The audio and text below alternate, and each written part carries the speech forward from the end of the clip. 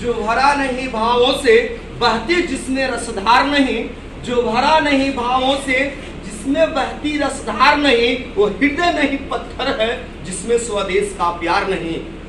Hello friends, I wish you a very warm good morning to everyone, my listeners, my viewers, and my all lovely students who are listening to me currently.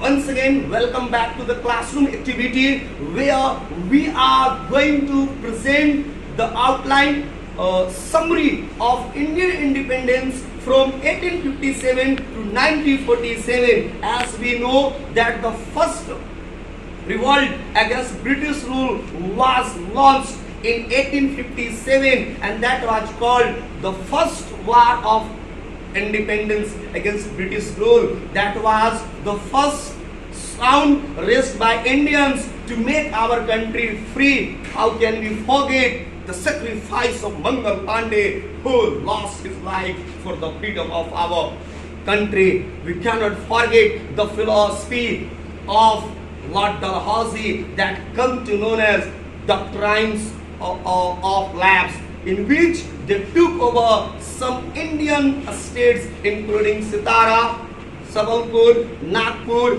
Jaipur, etc. So now I would like to call for a welcome Sari, Miss Anjali. So big them grand clapping.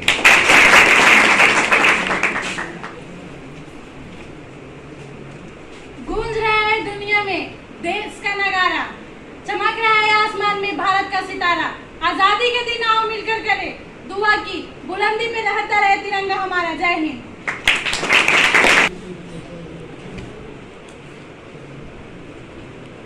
Thanks for such great Sari. And now I would like to call Abhimanyu and its group for a short summary, short glances of the first revolt 1857. So once again, put your hands together.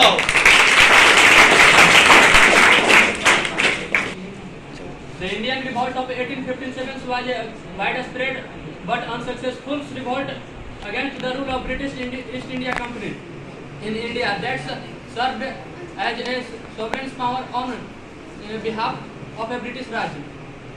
It was first expression of organized resistance against the British East India Company. It began as a revolt of the Sepoys of the British East India Company's army. It is also achieved the rebellion is known by many names: Sepoys rebellions, Indians rebellions, revolt of 1857. The main political reasons for the revolt of 1857 was the expansionist policy of the British and doctrines of left. Chief was removed causing fear in the minds of other ruling families. Dalhousie, following the principles of his left, took many princely estates like Sitara Nagar, Nagpur, Jhansi under his control. Thanks.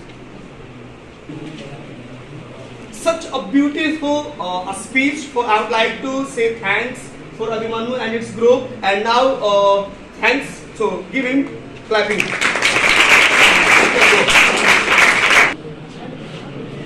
सिंहासन हिल उठी, राजवंशों की तानी थी, बुढ़े भारत में भी आई फिर से नई जवानी थी। गुमी हुई आजादी की कीमत सबने पहचानी थी, दूर फिरंगी को करने सबने मन में ठानी थी। चमक उठी सन संतान में वह तलवार पुरानी थी, बुंदेले हर बोलो कि मुंह हमने सुनी कहानी थी। खूब लड़ी मर्दानी वह तो झांसी वाली रानी थी। Now I would like to call miss Anju with his groups. So come and grand clapping for us. Rani Lakshmibai was a very brave and courageous ruler of Jhansi. He was also known as Manu. He was born on November 30, 1835. Rani Lakshmibai was married to early estate of her husband. Another ruler of Jhansi. He was also without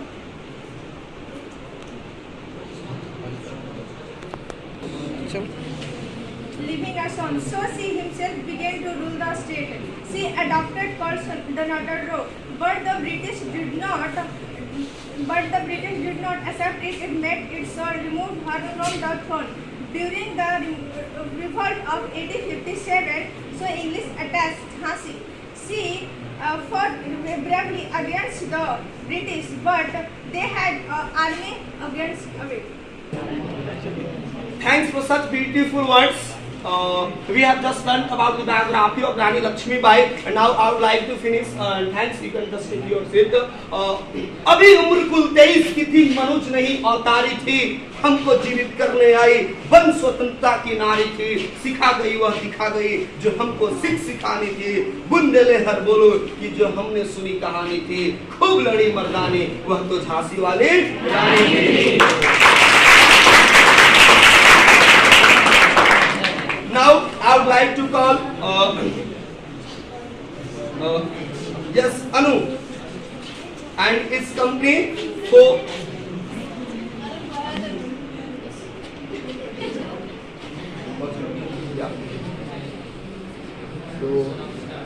now भारतीय इतिहास का एक काला दिन जलियांवाला बाग हत्याकांड 13 अप्रैल 1919 की पंजाब के अमृतसर में घटित ये घटना है, जिस पर हमारे विद्यार्थी कुछ आपको उस घटना से संबंधित कुछ आपको इंफॉर्मेशन देने वाले हैं. So let's see and enjoy. चलो. सन 1919 में भारत में चला गया था जब जलियांवाला बाग देशवासियों की मौत के कारण प्रचलित कहलाया था. अमृतसर की धरती पर तबाही का मंजर था. डायर की तनाशाही भारत का पर जहरीला खंडर था. रो उठों पास्ता सन कन्नड़ दिशा खौफ से डोली थी. जालिम साय में खड़ी खुंखार खून की होली थी. उन शहीदों की गुमनाम शहादत मौत की कुछ न दिन पाई थी. बच्चों और लाचारों की चीखों से धरती भी थराई थी. क्या बूढ़ा क्या बच्चा क्या भोला और क्या आज़ादी का सच्चा. ढल गया दिन न रहा इस देश में अब कुछ अच्छा. भारत माता दुख झेल गई इस बर्बादी का. इस कारण लिखा गया इतिहास में आज़ादी का. आतंक और अत्याचार का जब चक्र चलाया जाता है, निर्दोषों का इस काल चक्र में जमकर रक्त बहाया जाता है. इतिहास को ही देता है, बार बार दोहराई देता है. चलती में किसी की मनमानी पर दुर्वर्तन आता रहता है. कितनी भी रात अंधेरी हो सूरज को उम्मीद आता है. पत्थर भी आकर उपन को नूतन पसंद दिया जाता है. इस घटना का प्रभाव पूरी दुनिया में फैलाना था. बलिदान का बदला लेना यह भारत देश में खाना था. डायर को मारा, अबू ने और खुद भी फांसी को स्वीकार किया. जलियांवाला हत्याकांड को इतिहास के पन्नों में भी पन्ना दिया.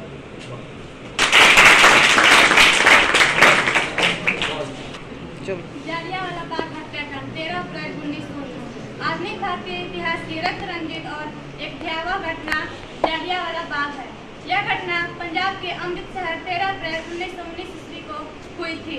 अंग्रेजों ने रॉलेट एक्ट के माध्यम से पंजाब के 2 क्षेत्रीय नेता डॉक्टर सत्यपाल और बिजली को गिरफ्तार किए थे, जिसके कारण पंजाब के लोगों को आक्रोशित हुई. वे अपने नेता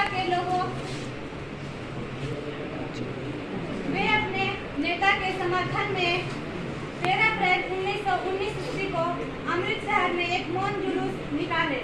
यह जुलूस जलियांवाला बाग में आकर सभा के रूप में तब्दील हो गई. उसी बीच सिखों का पवित्र त्योहार बैसाखी था, इसीलिए वहाँ एक मेला लगा था. इसकी वजह से सभा में काफी भीड़ हो गई थी. जब अंग्रेज अधिकारी जनरल ओडायर को इस बात की पता हुई, तब उसने अन्नापन्ना में पुलिस बल के साथ पहुंच गया और सभा में शामिल लोगों पर गोली चलवा दी. इसके कारण हजारों लोग मारे गए. जलियांवाला बाग खून से लाल हो गया. इसी घटना को जलियांवाला बाग हत्याकांड कहा जाता है. थैंक्स. तो फ्रेंड्स, आपने देखा जलियांवाला बाग की पूरी कहानी को. तो मैं यस पायल और उसकी ग्रुप को धन्यवाद करना चाहता हूं सपोर्ट के लिए. Big hands.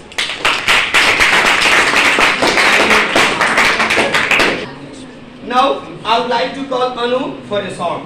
So Anu, Kumar. मेरा मुल्क मेरा देश मेरा वतन, शांति का उन्नति का प्यार का चमन, इसके वास्ते निसार है मेरा तन मेरा मन.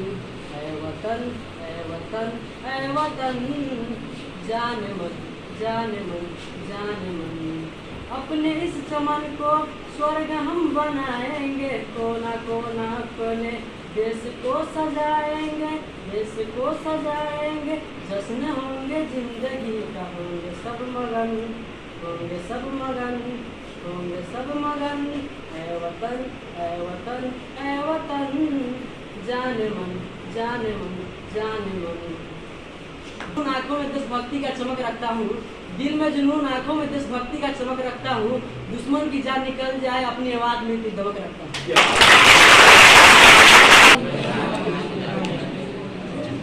Many thanks to Anil Kumar for such a beautiful song. Now I would like to proceed my classroom activity and सरफरोशी की तमन्ना अब हमारे दिल में है, देखना है जोर कितना बाजुए कातिल में है, देखना है जोर कितना बाजुए कातिल में है। वक्त आने पर बता देंगे हम तुझे ए आसमां, वक्त आने पर बता देंगे हम तुझे ए आसमां, हम अभी से क्या बताएं क्या हमारे दिल में है। खींच कर लाई है सबको कत्ल होने की उम्मीद, खींच कर लाई है सबको कत्ल होने की उम्मीद, आशिकों का आज गम जमघट कुछ एक कातिल में है, सरफरोशी की तमन्ना अब हमारे दिल में है, सरफरोशी की तमन्ना अब हमारे दिल में है। Now I would like to call Rimjhim and her company, so big clapping for them.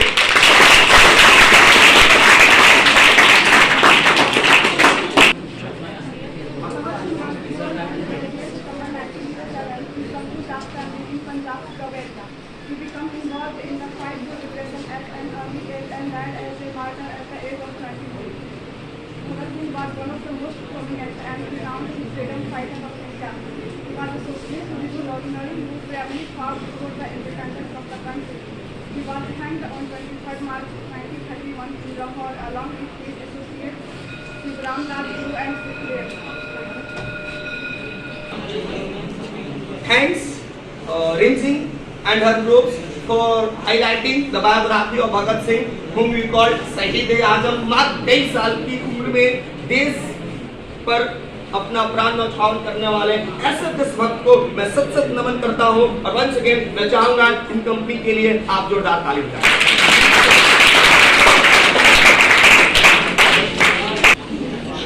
Now I would like to call Sonu Kumar for a wonderful speech. So now Mr. Sonu. सरकार मेरी है न रब मेरा है, ना ही बड़ा सा नाम मेरा है, बस इस बात का गुरूर है मुझे कि मैं भारत का हूँ और भारत मेरा है। क्या बात है। आप सभी भारतवासियों को स्वतंत्रता दिवस की हार्दिक शुभकामनाएं। जिस तरह से हमारा आजादी वीर भगत सिंह न जाने कितने वीर पुरुषों ने हमें आजादी देकर गए हैं, उस आजादी को बरकरार रखना है। शायद उनके मकसद से जो आजादी का मतलब था वो अभी मतलब हमें पूरा नहीं हो चुका है। भारत को और एक ऊंचे शिखर पर ले जाना है और ऊंचे शिखर पर ले जाने के लिए हमें सबसे पहले अशिक्षितता से लड़ना होगा। हमें शिक्षा बहुत जरूरी है। शिक्षा वह शेरनी का दूध है जो पिएगा वह दहाड़ेगा।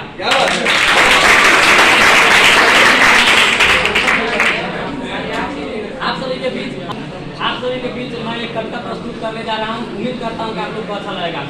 शेर कौन होता है? जंगल का राजा होता है ना। शेर को किसी से डर नहीं होता है। बता दो उन पाकिस्तानी मुल्कों को कि हम डरते नहीं एट बम्बों से, विस्फोटक जलपोतों से, हम डरते हैं ताशकंद जैसे शिमला समझौतों से। सियार भेड़ियों से डर सकते हैं, सिंहों की औलाद नहीं, मर्द वंश की इस पानी की है तुमको पहचान नहीं। 65, 71 और 99 को युद्धों को शायद भूल गए। तुम याद करो अब्दुल हमीद ने फाइटर टैंक जला डाला, हिंदुस्तानी नेटो ने अमेरिकी जेट जला डाला। तुम याद करो गाजी का बेड़ा झटके में ही डुबो दिया, ढाका के जनरल नियाजी को दूध छठी का पिला दिया। तुम याद करो 90,000 उन बंदी पाक जवानों को। तुम याद करो शिमला समझौता, इंदिरा के एहसानों को। पाकिस्तान एक कान खोलकर सुन ले, अब की जंग छिड़ी तो सुन ले। नाम निशान नहीं होगा, कश्मीर तो होगा लेकिन पाकिस्तान नहीं होगा। लाल कर दिया लहू से तुमने श्रीनगर की घाटी को, किस गोपलक पर छेड़ रहे तुम सोई हल्दी घाटी को। जहर पिलाकर मजहब का इन कश्मीरी परवानों को, भय और लालच दिखाकर तुम भेज रहे नादानों को। खुले प्रशिक्षण पुलिस शस्त्र खुली हुई शैतानी है, सारी दुनिया जान चुकी है हरकत पाकिस्तानी है। बहुत हो चुका मकदारी, बस बहुत हुआ हस्ताक्षेप, समझा दो उनको वरना भभक उठेगा पूरा देश। देश अगर हो गया खड़ा तो त्राही त्राही मच जाएगी, पाकिस्तान के हर कोने में महाप्रलय आ जाएगी। क्या होगा अंजाम तुम्हें इसका अनुमान नहीं होगा, कश्मीर तो होगा लेकिन पाकिस्तान नहीं होगा। आवाज एटम बम पर हिम्मत कौन दिखाएगा, इन्हें चलाने को क्या बोले बाप तुम्हारा आएगा। अब की चिंता मत कर, चेहरे का खोर बदल देंगे, इतिहास की क्या हस्ती पूरा भूगोल बदल देंगे। धारा पर मोर बदल कर लाहौर से गुजरेगी गंगा, इस्लामाबाद की छाती पर लहराएगा भारत का झंडा। रावलपिंडी और कराची तक सब कुछ गारत हो जाएगा, सिंध नदी के आर पार पूरा भारत हो जाएगा। फिर सदियों सदियों तक जीना जैसा शैतान नहीं होगा, कश्मीर तो होगा लेकिन